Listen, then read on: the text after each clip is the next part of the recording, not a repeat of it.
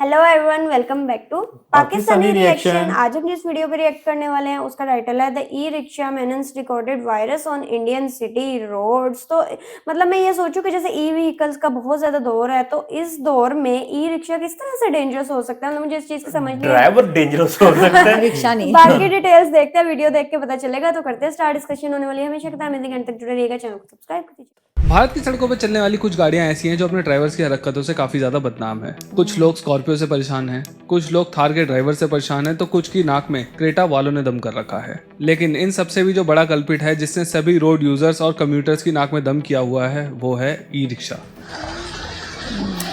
E rickshaw की संख्या Indian cities में पिछले कुछ सालों में उसी तेजी से बढ़ी है जैसे किसी इंसान के शरीर में वायरस फैलता है। और जिस तरीके से एक वायरस आपकी बॉडी को बीमार बनाता है, उसी तरीके से इस रोड वाले वायरस ने हमारी सड़कों को बीमार बना दिया है। क्योंकि ई रिक्शा चलाने वाले ज्यादातर लोगों को गाड़ी चलाने की तमीज बिल्कुल भी नहीं होती है। ये कहीं से भी अपने ई रिक्शा को घुमा देते हैं, रॉन्ग साइड में जाने लग जाते हैं, ये कहीं से भी सवारी बिठाने या फिर उतारने लग जाते हैं, जिसकी वजह से रोड पर बहुत ज्यादा कंजेशन बढ़ता है और इन वजहों से एक्सीडेंट्स भी होते हैं। लेकिन रोड एक्सीडेंट सिर्फ इनकी हरकतों की वजह से ही नहीं बढ़ रहे हैं, बल्कि इनका नशा करके रिक्शा चलाने की वजह से भी बढ़ रहे हैं। ई रिक्शा का ये पूरा सिस्टम एक माफिया की तरह चलाया जा रहा है, जिसमें अक्सर पुलिस वालों की सांठगांठ भी देखी जाती है। और क्योंकि बहुत सारे रोड यूजर्स इन ई रिक्शा से परेशान हैं, इसीलिए इस वीडियो में मैं इन ई रिक्शा के इस मैनेज को पूरा का पूरा डिकोड करने वाला हूं और ये भी बताऊंगा कि कैसे अब सरकार इन पर लगाम लगाने की तैयारी कर रही है। सब जानेंगे इस वीडियो के अंदर, लेकिन उससे पहले please consider subscribing to our channel, क्योंकि जब आप लोग हमें सब्सक्राइब करते हैं तो हमें बहुत ही ज्यादा मोटिवेशन मिलती है ऐसी वीडियोस बनाने की। और हाँ, अगर आपको मेरी ऐसी वीडियोस बनाने के लिए स्क्रिप्ट लिखना सीखना है, उसके बारे में रिसर्च करने के बारे में डिटेल में सीखना है, एक एक चीज को कोर्स से जानना है, तो आप मेरा ये कोर्स परचेज कर सकते हैं, जिसका लिंक मैंने डिस्क्रिप्शन में दे रखा है। चलिए वीडियो में आगे बढ़ते हैं। तो ये जो ई रिक्शा है ना, ये भारत की सड़कों पर सबसे पहले 2010 के आसपास देखे गए थे। दरअसल दिल्ली के कई इलाकों में तब जितने भी रिक्शा हुआ करते थे ना, वो सभी के सभी पेडल वाले होते थे, यानी कि उनको अपने पैरों की जान लगाकर चलाना पड़ता था। हाँ, आज भी ये वाले रिक्शा हमें देखने को मिलते हैं, लेकिन तब तो सारे के सारे यही वाले हुआ करते थे। और हम सब जानते हैं कि इन रिक्शा को चलाना कितना ज्यादा मुश्किल होता है, और इसीलिए इन रिक्शा पुलर्स की हेल्प करने के लिए ई रिक्शा को लाया गया ताकि इनकी जिंदगी थोड़ी आसान हो सके।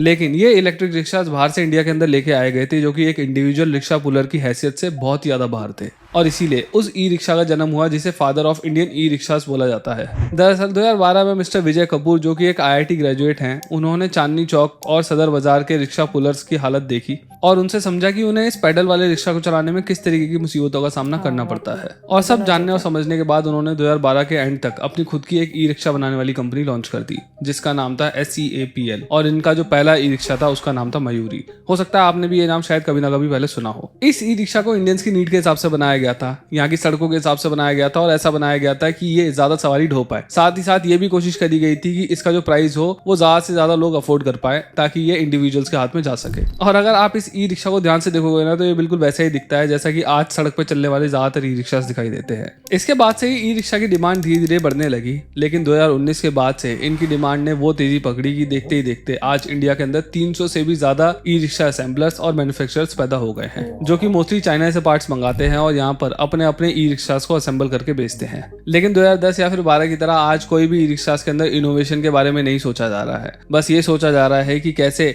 दूसरे असेंबलर के मुकाबले अपना ई रिक्शा सस्ता कैसे बेचा जाए, जिसके चलते इंडिया के अंदर बहुत ही बुरी क्वालिटी के ई रिक्शास बेचे जाने लगे हैं। और ये सब चीजें मुमकिन हो पाई हमारी सरकार के नेक इरादों की वजह से। इंडिया की ज्यादातर मेट्रो सिटीज दुनिया की मोस्ट पॉल्यूटेड सिटीज की टॉप लिस्ट पर आती है, और ये बात हम सभी लोग जानते हैं। लेकिन ये आज से ही नहीं है, हमारी सिटीज बहुत ही पहले से इस लिस्ट में बहुत ज्यादा ऊपर आती हैं। और इसीलिए क्लीन ट्रांसपोर्ट के लिए गवर्नमेंट ने भी ईवीज को प्रमोट करना काफी पहले से ही चालू कर दिया था, उन्हें इंसेंटिवाइज करके। और इन्हीं इंसेंटिव्स की वजह से ई रिक्शास की जो सेल्स है उसमें बूम देखने को मिला। अप्रैल 2019 में नेशनल गवर्नमेंट ने फेम के फेज 2 को लॉन्च किया था। फेम यानी कि faster adoption and manufacturing of hybrid and electric, जो कि भारत सरकार की इलेक्ट्रिक मोबिलिटी को प्रमोट करने की स्कीम है। इसके फेज 2 को जब अप्रैल 2019 में लॉन्च किया, तो इसे लगातार 3 साल तक चलाया गया। और इसमें इंसेंटिव्स कुछ इस तरीके से थे। 2 व्हीलर ईवीज को 15,000 रुपए पर किलोवाट या फिर up to 40% cost of vehicle तक के इंसेंटिव्स दिए जा रहे थे, और 3 व्हीलर्स को 10,000 रुपए पर किलोवाट तक के दिए जा रहे थे, और मान के चला जा रहा था कि जो इनकी बैटरी का साइज होगा वो 5 किलोवाट से ऊपर नहीं जाएगा। मतलब वहीं तक हम देंगे इंसेंटिव। इसके अलावा अलग अलग स्टेट्स भी अपने अलग अलग इंसेंटिव्स दे रही थी। अब ये जो इलेक्ट्रिक रिक्शाज थे ना, इनके जो प्राइजेस थे वो ऑलरेडी सीएनजी वाले 3 व्हीलर से काफी ज्यादा कम हुआ करते थे और आज भी कम ही है। जैसे ज्यादातर जो ई रिक्शाज होते हैं वो 90,000 से लेकर 1.5 लाख रुपए की कीमत के बीच में मिल जाते हैं। ऊपर से जब इनके ऊपर ये इंसेंटिव्स दिए जा रहे थे तब इनके प्राइजेस और भी ज्यादा स्लैश हो गए थे और इसी कम प्राइस की वजह से इनकी सेल्स धड़ाधड़ होने लग गई। लेकिन इसके पीछे सिर्फ यही रीजन नहीं था। इसके पीछे दूसरा रीजन ये था कि जो इनकी सेल्स थी ना, उसके ऊपर कोई भी फाउंडेशंस नहीं थी। सीएनजी वाले 3 व्हीलर्स लिमिटेड रन्स में निकाले जाते हैं और इनको चलाने के लिए बैज भी एक्वायर करना पड़ता है और जो ड्राइवर बैज होल्ड करते हैं सिर्फ वही इन सीएनजी वाले 3 व्हीलर्स को अपने नाम पर खरीद सकते हैं और वही उसे चला भी सकते हैं। लेकिन ई रिक्शा में ऐसी कोई भी लिमिटेशंस नहीं थी, इसीलिए कोई भी इन्हें जितनी मर्जी संख्या में खरीदने लगा और जिस मर्जी को चलाने के लिए देने लगा, चाहे उसके पास लाइसेंस हो या फिर ना हो। और ये भी एक और रीजन बना जिसकी वजह से ई रिक्शाज की जो संख्या है वो सड़कों पर बहुत ही ज्यादा तेजी से बढ़ने लगी और आज इतनी ज्यादा बढ़ चुकी है कि ये सिटी रोड्स को ब्लॉक करने लगे हैं। जैसे कि अगर मैं नोएडा की बात करूं तो 2011 में यहाँ पर सिर्फ 10 ई रिक्शाज हुआ करते थे, लेकिन आज 2024 में इनकी संख्या 17,162 पर पहुंच चुकी है। और ऐसे ही कंजेशन की प्रॉब्लम ई रिक्शा की वजह से ऑलमोस्ट हर एक सिटी के अंदर देखने को मिल जाएगी। ज्यादातर सिटीज में ई रिक्शाज के लिए कोई भी डेजिग्नेटेड रिक्शा स्टैंड नहीं होता है जहाँ पर ये खड़े हो सके। इसीलिए जो भी टूरिस्ट डेस्टिनेशन होती है या फिर जहाँ पर भी फुटफॉल ज्यादा होता है ना, ये लोग अपने ई रिक्शास को वहीं पे ले आके खड़ा कर देते हैं, वो भी बिना किसी परमिट एंड परमिशन के।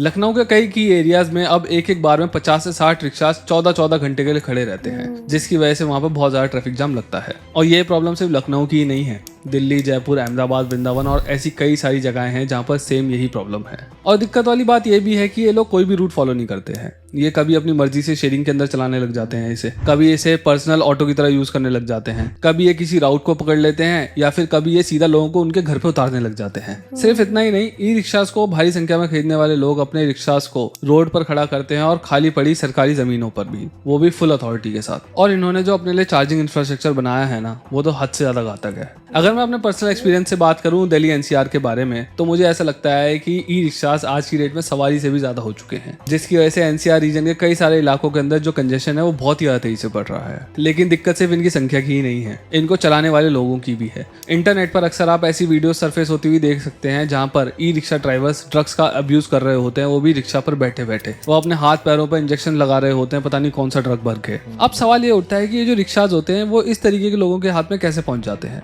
वेल, इसका मेजॉरिटी रीजन ये है कि ये जो ई रिक्शा ड्राइवर्स होते हैं ना, वो इनको ओन नहीं करते हैं, बल्कि वो इनको रेंट पे चलाते हैं और जो इनका रेंट होता है ना, वो काफी ज्यादा कम होता है। ज्यादातर जो ई रिक्शाज होते हैं उनका लगभग 300 रुपए के आसपास ही रेंट होता है, जिसकी वजह से ये किसी भी तरीके के असामाजिक आदमी के हाथ में पहुंच जाता है और वो आदमी इस रिक्शा को पूरे दिन चलाकर अपने नशे का जुगाड़ कर लेता है। और जब इस तरीके के लोग इन रिक्शास को चलाते हैं ना, तो इनकी वजह से एक्सीडेंट्स भी खूब होते हैं, क्योंकि ये लोग कोई भी ट्रैफिक रूल और रेगुलेशन को फॉलो करना ना तो जानते हैं, ना ही इंटेंशनली करना चाहते हैं। और जब इनके एक्सीडेंट्स होते हैं ना, तो इनमें बैठे पैसेंजर्स को इंजरीज भी ज्यादा लगती हैं और जान तक भी चली जाती है। ऐसे कई सारे केसेस हमने देखे हैं जहां पर लोगों की ई रिक्शा में एक्सीडेंट होने की वजह से जान चली गई हो। और ऐसा मेजरली 2 रीजन की वजह से होता है। एक तो ये कि ये जो ई रिक्शाज होते हैं ना, इसमें सिर्फ 4 लोग परमिट होते हैं, लेकिन ये हमेशा ही ओवरलोड करके चलते हैं। और दूसरा ये कि ये जो ई रिक्शाज होते हैं, इनकी क्वालिटी बहुत ही ज्यादा क्वेश्चनेबल होती है, क्योंकि पता नहीं चाइना की किस 3rd क्लास फैक्ट्री से इनका माल आता है और इंडिया के कौन से मोहल्ले में लगी फैक्ट्री में इन्हें असेंबल किया जाता है। अब यार, ये जो इतने सारे रूल्स को ब्रेक करते हैं, इतना केओस मचाते हैं, उसके बावजूद भी पुलिस इनके ऊपर कोई कार्रवाई क्यों नहीं करती है? ये सवाल आपके मन में भी उठता होगा, राइट? वेल, इसका जवाब ये है कि पुलिस भी अक्सर इनसे मिली होती है। पुलिस वालों को जो इन ई रिक्शा के ओनर्स होते हैं ना, वो अक्सर मंथली बेसिस पर पैसे भेजते हैं और ये लोग कोई आम 1-2 रिक्शास को ओन नहीं करते हैं, ये कई 100-150 रिक्शास को ओन करते हैं और बहुत मोटा पैसा जाता है पुलिस वालों को हर महीने। इसीलिए पुलिस कुछ भी नहीं बोलती है। लेकिन शायद अब और ऐसा नहीं चल पाएगा, क्योंकि गवर्नमेंट अब अवैध रिक्शास को बैन करने की तैयारी कर रही है। लखनऊ में गवर्नमेंट ने इलेक्ट्रिक रिक्शास को 11 रूट्स पर बंद कर दिया है, खासकर प्राइमरी रोड्स पर जहां पर इनकी वजह से भीड़ बहुत ज्यादा लगती थी। वहीं नोएडा में भी 1097 इलेक्ट्रिक रिक्शास को सीज कर दिया गया है और ये कार्रवाई लगातार चले जा रही है। सिमिलरली जयपुर में भी ऐसा ही कुछ हुआ है। इलेक्ट्रिक रिक्शास ड्राइवर पर स्ट्रिक्ट एक्शन लेने का फैसला किया गया है और साथ ही साथ में उनको 9 रूट्स पर बंद कर दिया गया है। और इन सभी के अलावा दिल्ली में भी अब देखने को मिल रहा है कि अवैध ई रिक्शास पर जमकर कार्रवाई हो रही है और ई रिक्शास को जब्त करके सीधा क्रश किया जा रहा है। अब सरकार इस ई रिक्शा वाली प्रॉब्लम से लड़ने की कोशिश तो कर रही है, लेकिन मेरे हिसाब से e rickshaw at first place एक प्रॉब्लम होनी ही नहीं चाहिए थी। ई रिक्शा एक बहुत ज्यादा क्लीन, शांत और कम जगह घेरने वाला पब्लिक ट्रांसपोर्ट है, जो कि बहुत ज्यादा एफिशिएंट साबित होता है पतली पतली गलियों के अंदर। लेकिन मेरे हिसाब से अगर सरकार की करप्शन पर पकड़ अच्छी होती पहले से, तो इतने रिक्शा सड़कों पर होते ही नहीं, और जितने चल रहे होते उन्हें इनके ड्राइवर्स रिस्पॉन्सिबली चला रहे होते, क्योंकि उनके पास इन्हें चलाने का लाइसेंस होता, जिसकी वजह से कई सारे असामाजिक लोग इनसे दूर रहते। ये एक बड़ा इशू था, इसलिए मुझे लगा इसके ऊपर बात होनी चाहिए। बाकी आप लोग ई रिक्शा से जुड़े हुए अपने विचार छोड़ सकते हैं। आपके एक्सपीरियंसेस कैसे रहे हैं ई रिक्शा के साथ, अच्छे या फिर बुरे, वो आप कमेंट्स के अंदर बता सकते हैं। बिल्कुल ऐसे ही बिल्कुल। मतलब उन्होंने बड़े अच्छे मुद्दे पे डिस्कस किया है, और वो उधर वाकई इस तरह की प्रॉब्लम होगी। सेम प्रॉब्लम पाकिस्तान में भी है, स्पेशली मेट्रोपॉलिटन सिटी में। तो ना इधर उधर ई रिक्शा इधर चिंची है जो पेट्रोल से चलती हैं। अच्छा, वो ऐसा होता है कि गांव से लोग आ जाते हैं, और कुछ ऐसे लोग जो मतलब यंग होते हैं, मतलब 18-20 छोटे साल छोटे के या बच्चे 15 चला रहे साल हैं, के। बूढ़े चला रहे हैं, तो उनके पास ना लाइसेंस भी नहीं होता, और दूसरा ये है कि वो फॉलो भी नहीं करते, मतलब कोई रूल एंड रेगुलेशन। किसी भी तो बहुत वन वे dangerous पे है। वन वे में भी आ जाते हैं, मतलब Same ऐसे समझ लो कि उनके, और समटाइम वो एक दूसरे से रेस लगा रहे होते हैं। बिल्कुल ठीक है? ऐसे ही है। तो अगर तो गवर्नमेंट को चाहिए यार कि वैसे ई रिक्शा ना बेहतर है, मतलब उसमें कि इसमें फ्यूल नहीं लगेगा और एटमोस्फेयर के लिए safe बेहतर नहीं है ना है, उसमें, बट नहीं, हाँ। बट उसकी तादाद कम कर दी हाँ, है। ये है। ठीक है, जैसे अगर जरूरत अगर 10 रिक्शे की, तो उस गली में 50 रिक्शा खड़ा हुआ है। लिमिट हो जाएगी। तो इधर भी चिंची ऐसा ही है कि मगर बहुत सवारी चिंची कम है। है, और ना रिक्शा चिंची बहुत ज्यादा ज्यादा हो है, चुका बहुत है ज्यादा हो चिंची।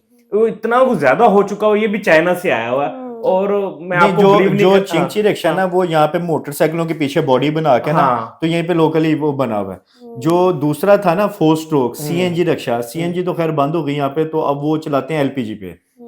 तो वो वाला रिक्शा जो है ना, वो नहीं, लेकिन उसमें भी जैसे वो इंडिया में भी है उस तरह वाला रिक्शा, बट वो कह रहे उसके लिए ना एक बैच मिलता है, और वो उसके पास लाइसेंस होता है। ठीक है, वो ऐसा नहीं है कि मतलब किसी भी जगह कूद जाएगा। हाँ जी। तो बट ये ई रिक्शे की जैसे वो बात करें ना, कि वो कम उम्र के लोग चलाते हैं, जो अपना हाँ, नशा उन्होंने वो पूरा करना यहाँ पे था, भी ऐसे ही चल इधर रहा भी है, ऐसे ही ऐसे है। ही। कम उम्र के बच्चे चलाते हैं, और कोई रूल एंड और रेगुलेशन उनका नहीं। फेयर भी इतना कम है कि पब्लिक जो है ना वो उनकी तरफ जाती है, जिनकी हाँ, वजह से वो बिल्कुल। कहते हैं कि कहाँ हम स्टेयर्स चढ़े हैं, फिर हम वो मेट्रो लाइन, ऑरेंज लाइन वहां तक जाएं, इतना चलना पड़ेगा। तो हमें गली के सामने मिल रहा है, हम यहीं पे बैठ के चले जाते हैं। 10-10, 20-20, 30-30 रुपए जहाँ रेंट सवारी है। नजर आती है वहीं पे हाँ। ब्रेक लगा देते हैं। घरों कोई तक रूट भी नहीं, ड्रॉप हाँ, कर कोई देते हैं। मतलब कि थोड़ा कंट्रोल होना चाहिए, इनकी तादाद को थोड़ा लिमिटेड करना बिल्कुल चाहिए। ऐसा ही है। तब मतलब आप कह सकते हो कि एकदम बंद ना करो, क्योंकि उससे भी लाखों लोग हाँ, रोजगार जो है ना रोजगार जुड़ी के हुई है लोगों की। उन्होंने ना यही बात की थी वीडियो में कि इसको अगर शुरू से ही कंट्रोल कर लिया जाता ना, या उतनी तादाद में चलते जो रजिस्टर्ड होते हैं और हाँ, जो जितनी सही ड्राइवर जरूरत होते थी, हैं, और हाँ। लिमिटेड एक ऑटोज होते हैं वहां पे रोड पे। लेकिन अब वो इतनी ज्यादा लाखों की तादाद में जो है वो रोड्स पे आ गए हैं कि अब इनको कंट्रोल करना या इनको एकदम से बंद करना भी जो है ना वो बहुत मुश्किल है। गवर्नमेंट और चाहे रूल्स तो को वो कर फॉलो नहीं करते। अगर गवर्नमेंट कोशिश भी करती है करवाने की, तो वो करते नहीं वो है follow। फाइन चालान जमा करवा देते हैं। हाँ जी। और तो दोबारा यहाँ से कई वही दफा हरकत, चालान भी नहीं हाँ। जमा करवाते, बगैर चालान की। वो मतलब चालान हुए होते हैं कई रिक्शों पे 10-10 चालान है, वो ऐसे ही कहते है। हैं पकड़े जाएंगे तो क्या हो। इंडिया में तो गवर्नमेंट एक्शन लेने लगी। आई होप सो यहाँ पे भी इसको नहीं, जो इधर है भी वो कह रहे हैं। कर रहे एक्शन हैं, कर दिया जाए नहीं, बस। इधर नहीं, इधर भी कुछ जो मेन रोड्स के ऊपर अलाउ नहीं है। हाँ जी, अब ऐसे ही है। मेन रोड्स पे नहीं है तो, लेकिन वैसे तो तकरीबन मतलब चल ही रहा वो है हाँ जगह चल पे। रहा है। आई होप सो आप लोगों को रिएक्शन पसंद आया तो जल्दी से चैनल को सब्सक्राइब कर दे। मिलते हैं नेक्स्ट वीडियो में। See you.